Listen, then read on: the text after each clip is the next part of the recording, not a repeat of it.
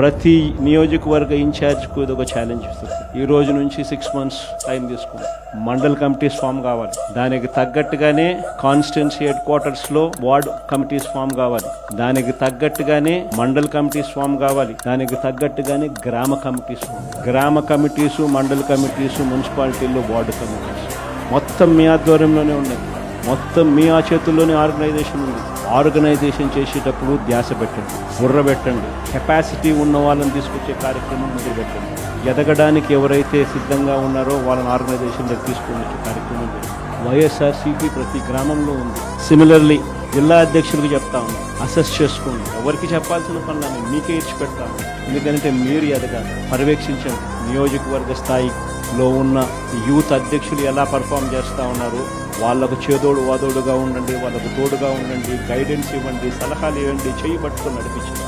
Committees అన్ని పర్ఫెక్ట్గా అయ్యేట్టుగా చూసుకోండి.